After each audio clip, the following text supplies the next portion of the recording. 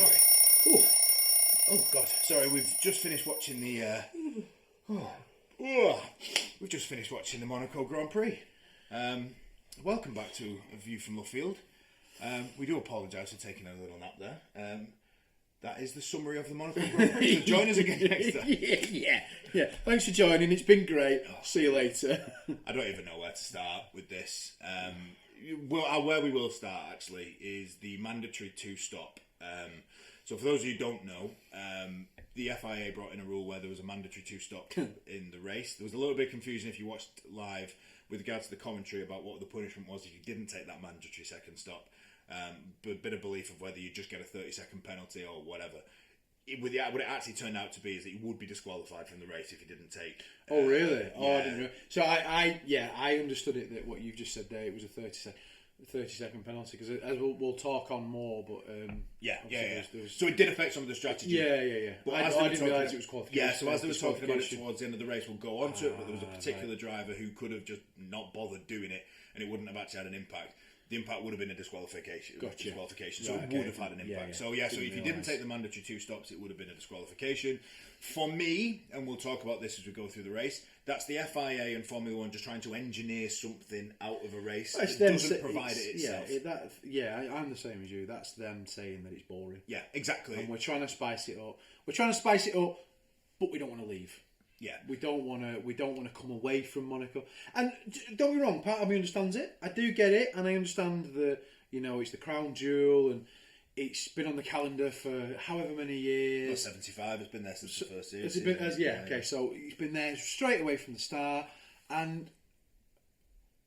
if the FIA are bringing in two stops, and this is the governing body. This is not the drivers getting together and saying, we need to do this, This is the main big cheeses saying, right, we're going to do two stops just to try and spice it up a little bit. And the thing is as well, Formula One teams these days, they're too clever. They're smarter than that. So just making it a mandatory two stop, and we'll go through it as we talk about the race.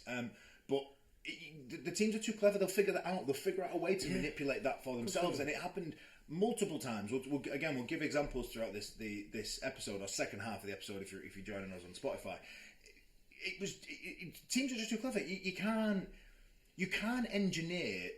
Sometimes we get a race, and we've seen it where Jenson Button in 2006 famously won the Hungary Grand Prix because the weather came in, and it was sort of engineered into almost like a nonsensical race. I remember Pedro de la Rosa, who most of you listening to this won't even know who that is, finished second that day, and Ocon got himself a win. I think that was in Hungary too. The weather that caused. So we've had races before where sort of stuff out of people's control has just caused this absolute chaos where the race winner has been someone that you wouldn't have expected. So that's fine if the weather does it. It's fine if a safety car does it. It's not great. Maybe that's the answer. A humongous sprinkler system all around the track. Yeah, just make it wet. Maybe that's the answer. Just a permanent wet track. And what it did create, and we'll go through it, because if you've seen the race and you're watching this episode afterwards, wake up. But what it could have created is this just nonsense where some teams came in and just got their two stops out of the way in the first 2 or 3 laps, got them done because they're the rules. But I think Bernie Collins was saying that on Sky Sports to the start, that there was some, is it worth the risk of starting the race, first lap, pretty much do your first pit stop, crack on with that for a little bit, and then come in quite early, stick the hards on, and see where you end up. Quite, and that's what Tsunoda did. Tsunoda started the race on, again in commentary they said that Tsunoda and Lawson did. It was an error from the commentary team to say that Lawson did. He actually started on mediums. But Tsunoda did start on the softs. And again, when you're in a Red Bull and you're in 12th, you're not going to get points. You're not going to overtake. So you're not going to get points from anything else other than if a safety car comes out. VSC, your time pit stops to perfection, everything else like that, and luck just comes in your way. Yeah. Then why not? And Tsunoda pitted on lap 1, so too did Gasly and Behrman in the end. But it's just trying to manufacture, it's trying to self-engineer this excitement that Monaco just doesn't provide on its own. And it is, and I'm at the risk of contradicting myself because I'm wearing a McLaren t-shirt that celebrates their maiden win in Monaco in 1984. It's got that heritage, it's got that history. It's Ayrton Senna was famous. It's amazing, and it is. Before him.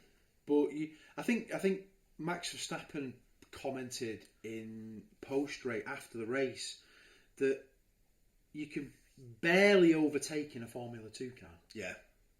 And We that's saw that happen in Formula 2 when they tried to. exactly.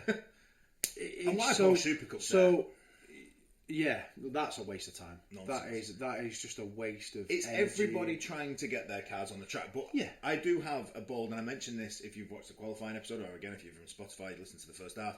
I mentioned this, and I do have a bold suggestion. This is me absolutely dangling the fishing rod, so you stay with us for the rest of this episode. So stay with us, because I have a bold suggestion for Monaco.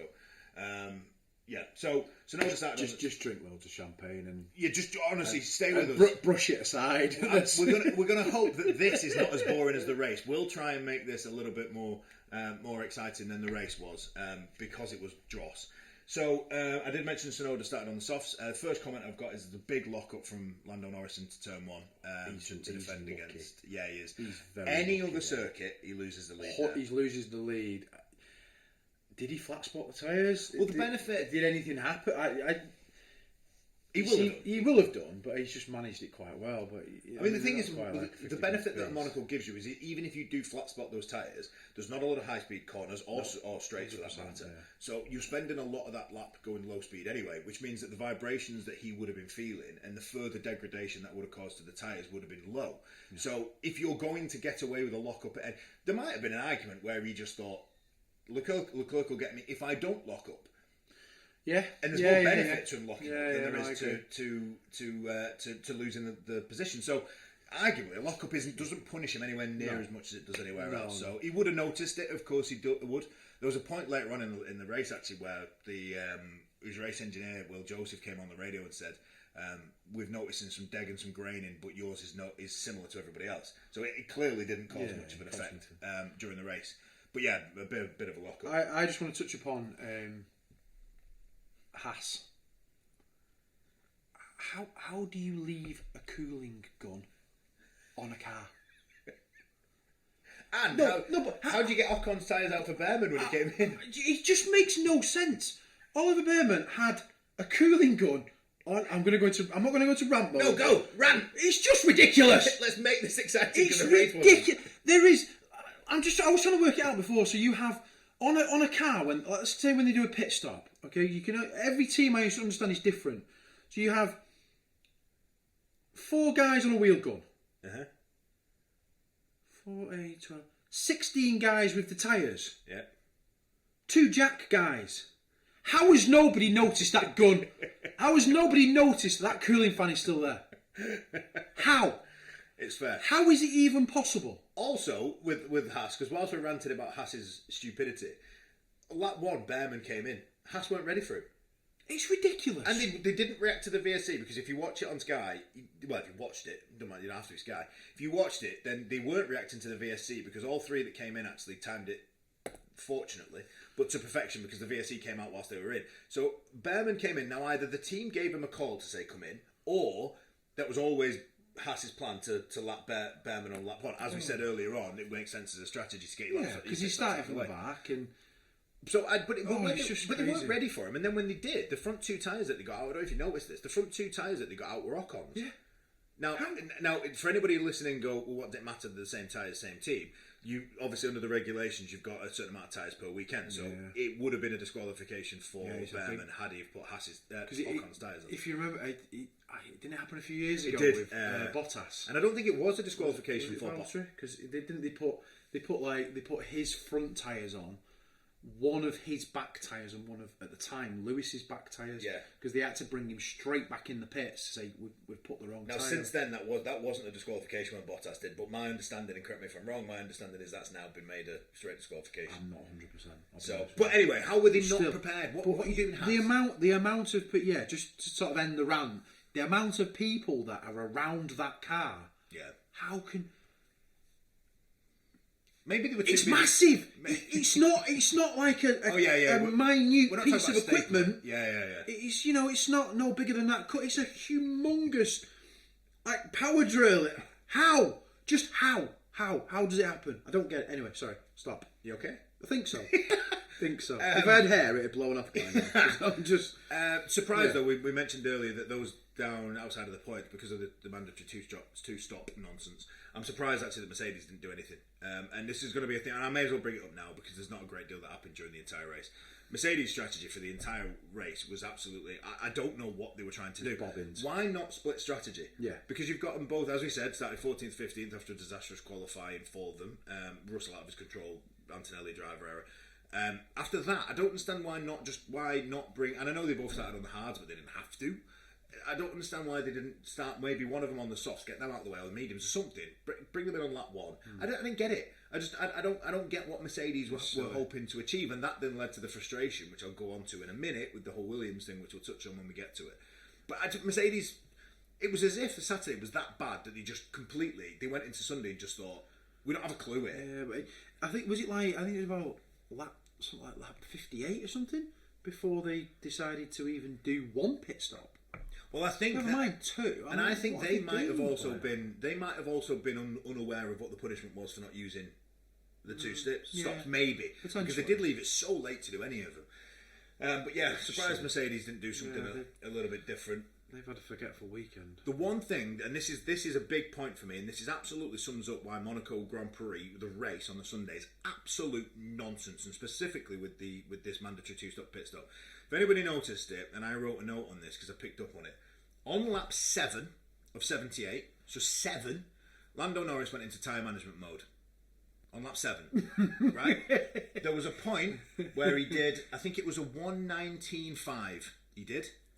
Oliver Behrman, who at this point had pitted, was now running last because he had a horrendous pit stop as well. Lapped 3.5 seconds quicker than Lando Norris. Now you can argue, well you can't actually, because Behrman would have had free space in front of him because his pit stop was that bad. But obviously Lando Norris at this stage is leading the race. So they both have clear space. There's not exactly as if... Behrman, you can argue, is having to catch back up, which I understand. Yeah. But to be 3.5 seconds slower than a person at the back of the grid, the simple fact that McLaren could tell Lando Norris, or Lando Norris told McLaren, whichever way around it was, but the simple fact that they knew that they could go into tyre management mode, for me, just goes to show how absolutely abysmal this race is and will continue to be.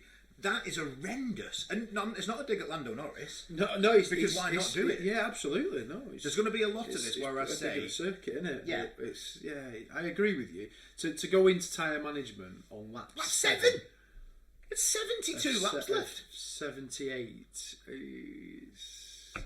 it sort of sets the tone, doesn't it? Really? Yeah, it does. Sets the tone, and it did. And how it's going, and there will be a lot of what I say where I say this is what that team did, and it'll sound like I'm criticising the team or the driver on that occasion. I'm not, and I understand why they did it, but there's a lot throughout the course of the race where it was good tactics considering what they were up against, but it just makes a mockery of the whole thing, and that's the first one. You have to do it. Gasly, the first real bit of incident that we had during the race, Gasly losing it under braking a little bit and going straight into the back of Yuki Tsunoda. Nearly taking his teammate out as well. Yeah, it was close call, that one. The big thing for this, and as we're recording this, so we're recording this on Monday morning, it's currently about 10 to 12 at the moment, and as it stands, we haven't heard any news about what Pierre Gasly's punishment will be for Spain. Pierre Gasly will be a very, very worried man right now, because yes, you can argue, I know he had no brakes, so once he's gone back onto the circuit, he can't stop.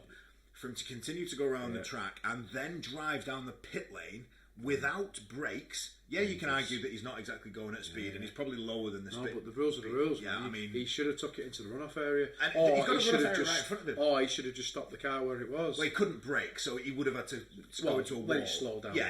I mean, for me, there's a runoff right in front of where he's had the incident. There's a runoff area.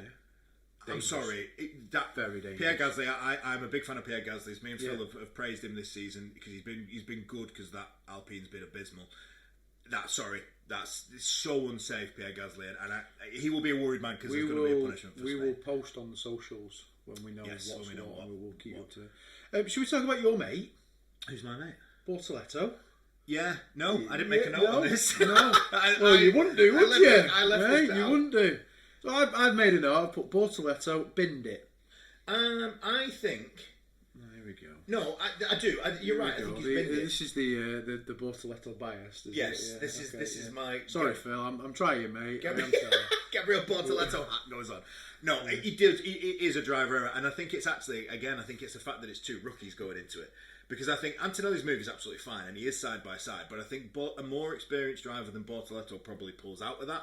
A more experienced driver than Antonelli probably gives him a little bit more space. He doesn't have to. No. He doesn't have to. I'm not saying he should, but what I'm saying is I think if that's an incident between, say, for instance, Alonso and Hamilton as an example...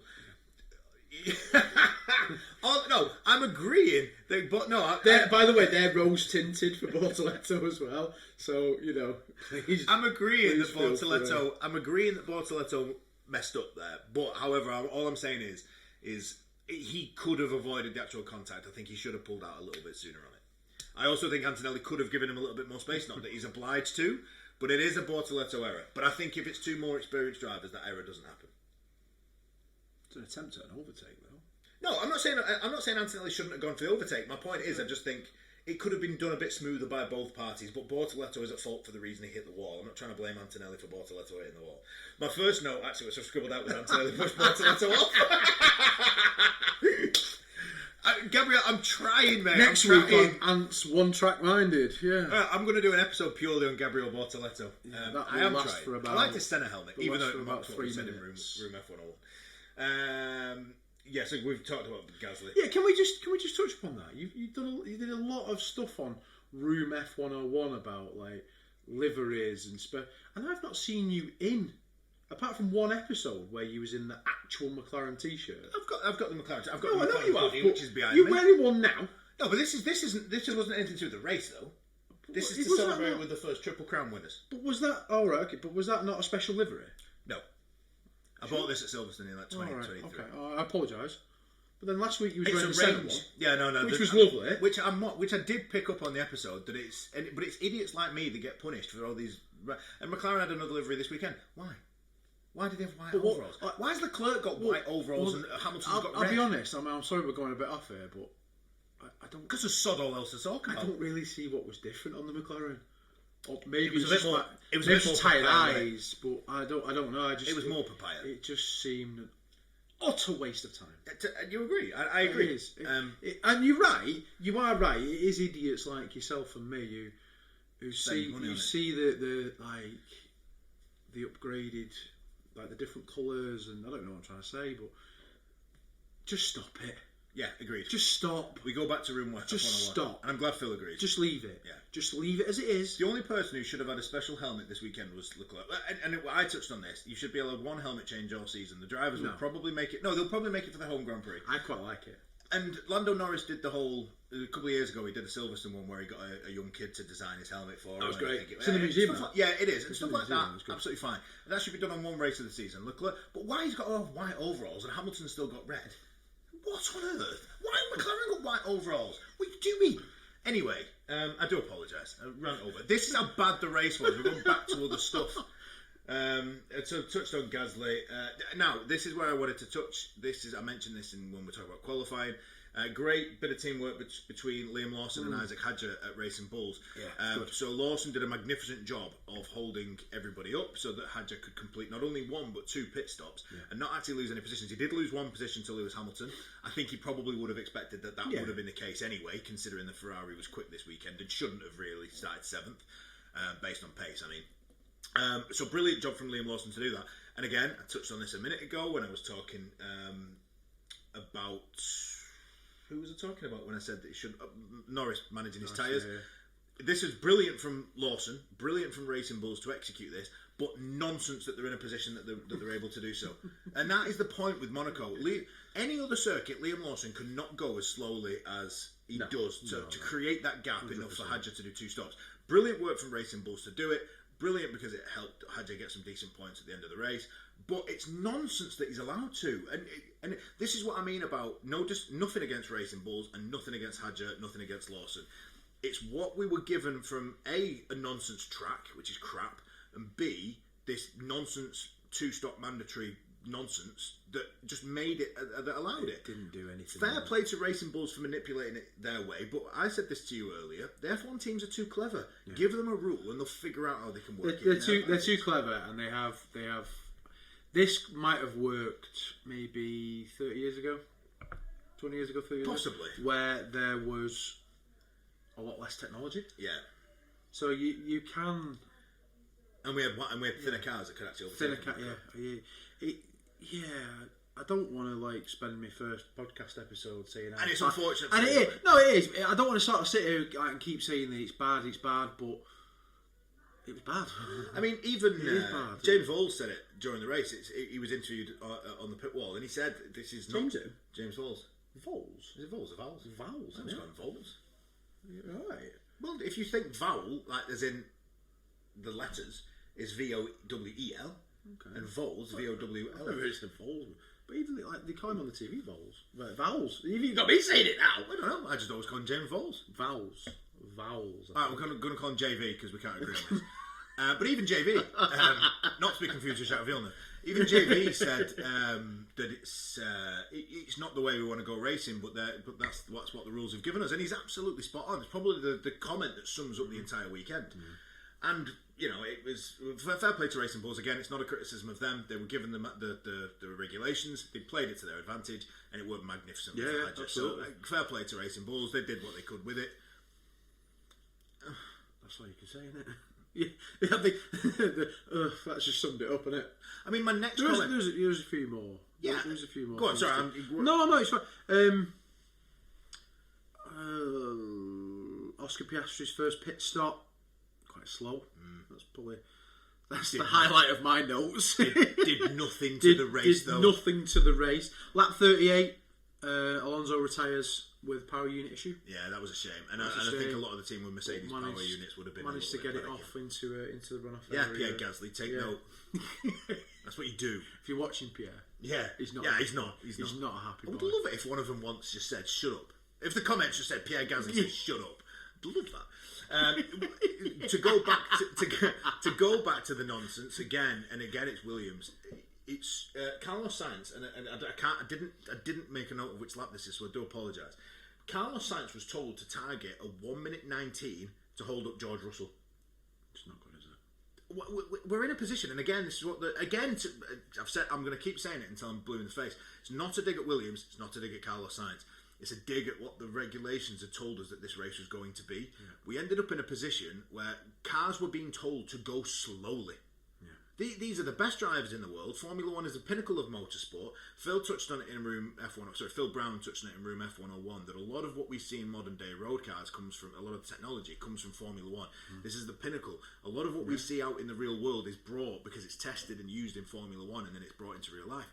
You shouldn't be asking the absolutely incredible machines and incredible drivers to go slow. Like it baffles me, and I'm sorry, that just sums up to just how much nonsense it was. I just, if you don't mind, I just want to talk about Aston Martin. What? Just for a very brief.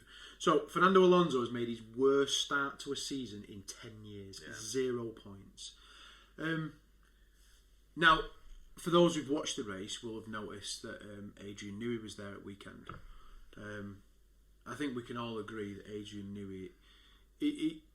I think it's true when people say he can see air. Oh yeah, well, I mean, the guy's unbelievable.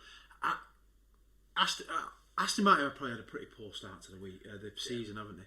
Why isn't Adrian Newey having a little bit of involvement with this year's car? I know he's concentrating on next year's, and I get that, and I completely understand that. And it wouldn't surprise me if next year Aston Martin build this car that will surpass everybody on the grid. It wouldn't surprise me because Newey's that good. But how is he not having a little bit of involvement just to sort of kickstart? Because for me, Aston Martin's season hasn't kickstarted yet. No, and it won't. No, it won't. But surely you should be saying, look, Adrian, we're struggling here. Counteract that with a question. Okay. What's the point? Well, yeah, okay, yeah. I don't want to be negative. No, I get it. Yeah, what's the point? Because the big change next year. They're going to have the funding from Aston Martin anyway. Financially, their position in the constructors will not be a problem for them this year. Yeah. They'll still have the financial backing that they're going to have from Aston Martin anyway. They'll have a little bit less R&D time. They'll have more R&D time if the lower down they finish. Yeah. So, if anything, it actually probably works in Aston Martin's favour to continue to be dollops. I'll be honest, I forgot about the R&D time. So maybe it does work out beneficial. Unfortunately, but if that's where we're at, it's pretty sad, isn't it? I mean, 25. The teams are tactically finishing lower. Yeah. Just to get more R&D time. 2025 had the potential to be that. We always knew that it was going to be exciting at the front because, McLaren had done so well last year. Ferrari are never going to give up on a season. Red Bull would obviously like to continue their challenge, and Mercedes want to prove that Hamilton's wasn't the be-all and end-all. So the top four were always going to continue to push on in 25. It was always the lower echelons of it that you worried and thought, were they just going to completely give up on this season? And Williams, I don't think, have. Alpine have. Yeah. Sauber we always knew were going to anyway because of Audi's involvement in 26. For Audi, and it appears that Aston Martin have completely given up on 2025, which is a shame, but I don't. Why waste money on something that just isn't going to get you anything? Do you think Alonso will be there? It depends. I think Alonso will be working very closely with Adrian Newey and with the factory because he'll want an absolute understanding of what that car is going to be. If Adrian Newey can produce him a car that can arguably not win him a championship, but certainly have him up there fighting, he'll be there. But he has to have a lot of trust that car's even going that way. Because at the moment it is, but we can't read into it. You just feel everything Newey touches, it just turns to gold, doesn't it? Yeah, 100%. And it's just a massive appreciation for him and what he can do and the work that he does is frightening, really. It's that good. Yeah, it is, and he's done it before. Red Bull famously, Williams famously. He's got the capability to do it again. 100%. You touched on this before. Toto Wolff wasn't happy with Williams for strategy. There was a couple of it was just a picture. I've not seen an actual video yet, but it was just a picture of Toto Wolff standing in sort of almost like a gantry sort of thing, and JV is on the floor, on the pit floor, and they're sort of screaming up at each other. So I quite like that. I get it. I quite like that. I get it from both teams' from both guys' point of view. I get Toto Wolff's frustration, and I get Williams' perspective. George Russell claimed he was driving erratically, didn't he? Yeah, my next comment wouldn't give the place back. I've actually got quite a long note that I wrote on this, so this will be it. Russell intentionally cut a corner, though he thought he'd get a 5 or 10 second penalty, which I can understand. But again, even that cheat because no, but it is. Albon. I thought Albon was. He was a little bit. He was a little bit naughty. He was maybe towing the line between it being a good idea and it being a bit off. But Monaco lets you get away with it, so it's fine because it's crowning the jewel. Or jewel in the crown, sorry, should I say. So Monaco lets you do that. I thought Russell's idea, but I'm glad he got a drive through, and it's not because I've got any anti George Russell thing. I understand why he did it, because in his mind, if he gets a 5 or 10 second penalty, he'll probably get that far up the road anyway, so the punishment won't fit the crime. So I'm glad he got a drive through for it, but why are we even in a position where someone's just going, I'll cut the corner, sod it, see what happens? It's just not. Albon was a little bit dancing with it, and so I can understand Toto Wolff's frustration. I absolutely can understand Toto Wolff's frustration because Williams was just doing that all afternoon. I understand Williams' point of view though. Again, like we said, touched on earlier what JV said. We're in a circuit where it allows you to do that. We've been given rules that are mandatory that allows you to sort of do what you want. Look, let's be honest. We've probably already given, unless you've got anything else you want to bring up. No, but what was interesting for me was there's a couple of comments after the race by Russell and Verstappen. So obviously the first thing they're going to ask is that how do they feel it gets. So Max Verstappen was saying that it feels like Monaco needs almost like a Mario Kart style. Like by throwing bananas at each other and stuff like that. But that sort of sums it up how bad. I mean, I think the drivers have had enough of it now. These are the best drivers in the world, and they want to go wheel to wheel. They want to race with each other, and they can't. Yeah. George Russell mentioned about putting sprinkler systems around the track, which is where I came up with a comment before to try and spice it up. Basically, if I show you the camera now. I made a note. Final conclusion. For those of you on Spotify, what does the note say? Final conclusion. It's boring. And the one thing, what I will do is, because we are sort of running out of time a little bit, so I will put on the screen now whilst I do this bit. On the screen, the finishing positions for the race and the standings now in the drivers and the constructors. Very quick one, just to run through it. The finishing positions were pretty much exactly as they were for qualifying. Norris won, so congratulations to Lando Norris, his first ever win in Monaco. Fair play to him for that. Charles Leclerc came second. Oscar Piastri, despite having a bit of a tough weekend and a few struggles along the way, right, finishing third. Maybe at a circuit where you can overtake, it wouldn't have been third, so that'd be interesting, but he did in the end.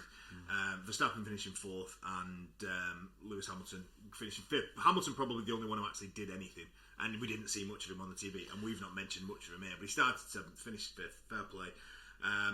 The Drivers' Championship still sees the top three as it was. Piastri still top. There's now only a 3-point gap between Piastri and Norris, so that's going to be interesting going into the European section. Verstappen still sat in third, and as far as the constructors is concerned, McLaren are still absolutely running away with it.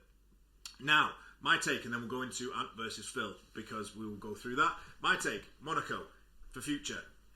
Now, this is bold. You're never going to take it off the calendar. So let's just wipe that off the table, because they're never going to get rid of Monaco. Okay. It holds too much prestige. Now, Saturday, make Saturday a time trial event. Like in the old school qualifying days, you have an hour on the circuit, or if you want to extend that to an hour and a half or 2 hours just to give a bit more track time on the circuit, that's absolutely fine. Time trial. Whoever's the quickest at the end of the hour, 2 hours, whatever time limit you want to give on it, gets points. Not 25, but maybe get something like 10. So you're thinking like an exhibition? Yeah, and then on the Sunday, just let the cars go on track and you can just have a bit of an exhibition. Everybody who goes to Monaco, the Martin Brundle's grid walk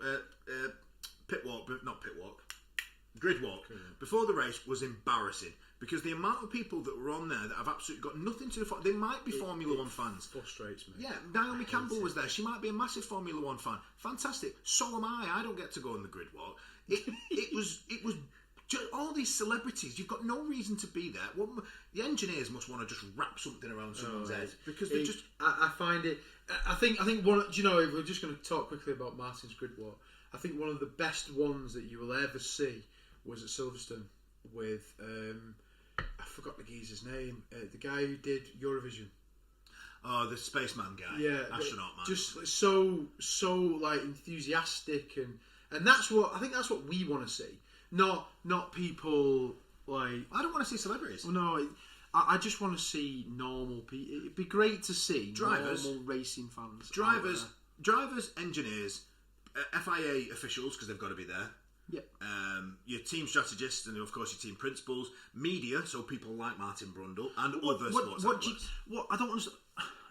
And fans, but what competition by having all them people on the track though? I don't. No, you need the team. Yeah, you need. No, I mean, I don't mean the team. I just mean like celebrities. Oh, no idea. You don't gain anything from. No, because we have Martin Brundle interviews them, and we just get nonsense comment. I love being there. Monaco's a great race. I love coming to Monaco. Do you? How many times have you been here? It's my first time. We had Odell Beckham Jr. I think he's called, an NFL player. He comes to Monaco every year. Tell us who won last year. Yeah. But they're not going for the race. They're going to sit on a yacht. And I'm sorry, there's so much wrong with Monaco, and one of them is just, it becomes a celebrity circus, and we're getting. I'm bored of it. I'm bored of it. Anyway, I'm gonna stop ranting about Monaco. That's my idea. Make Saturday a time trial. Give points for it. Someone in the comments will say, but then no one will go out until the last 5 minutes to set the fastest lap. I get that, but then you've got to consider rubbering the track in, warming the tyres up. So you've got to consider, look at Q1, it got quicker towards the end of the session, so no one could realistically not go out. Plus, you want to make mandatory, just say it's mandatory. You've got to set at least 6 times, I don't know. You've got to set at least 3 lap times before in the first half and another 3 in the second half, so people do go out. I don't know.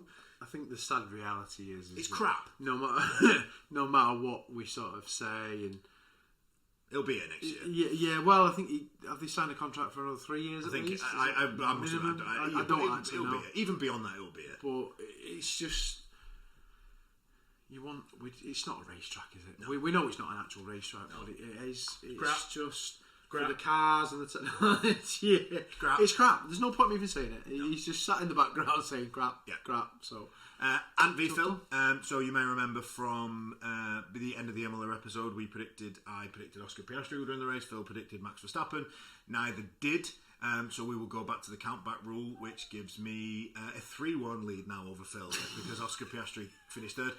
That's 2 points I've got since I invented this countback rule. But I think it's making sure someone scores every weekend. Right, okay. So Piastri finished third. But it always works in your favour. Always works in my favour. I've got to sort of try and sit and defend Phil at this point. Yeah, no. I'm in his seat. Yeah, so. yeah. But when it starts to work in Phil's favour, we'll change the rules again.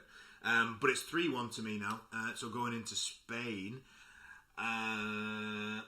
Spain. Well, do you know what? It's going to be difficult, this, because I think there's some high-speed corners. Ferrari told us they were going to be rubbish in slow speed, but they weren't. There's some quite high-speed corners in. There's some good straight lines, especially turn. I wonder if Ferrari might have a chance in Spain. Do I go? Absolutely. Go on, who are you going for? I might go. Do you want me to pick for Phil? You've got to pick for Phil, yeah. Bortoletto and Phil. Deliberately lose. Phil will love you for that. Do you know what? I'm going to go for it. Spain is going to be Charles Leclerc. I think they're starting to get better. They showed a bit more pace in Imola. They showed a bit more pace in Monaco, although it's a naff track. I'm going to go for Charles Leclerc in Spain. I think he'll have some space to do it. You're going to go Lando? Yeah, I think Monaco. You'll never see this again where I nominate a Ferrari and Phil. I know it feels a bit backwards, this, doesn't it? Okay. I just think Monaco has sort of given him a bit of confidence back. him and just sort of woke him up a little bit. And for me, and not from a biased point of view, I don't think Norris has sort of put too many feet wrong this weekend. He was good, and I think carrying it into, I think momentum's with him a little bit more. I wouldn't rule Oscar Piastri out, but I think Lando's. So you've heard it here. I'm going to go for Charles Leclerc. And Phil is going to go for Lando Norris on behalf of other Phil. So that's it. Monaco was biz, but it is what it is. We hope you enjoyed this episode a lot more than you enjoyed the race. We hope you enjoyed the rants. Phil will calm down, I promise. And steam coming out. Yeah.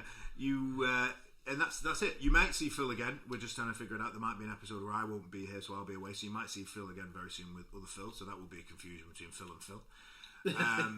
But we will see you next week. Me and Phil will be back next week for Spain, and we'll go through that.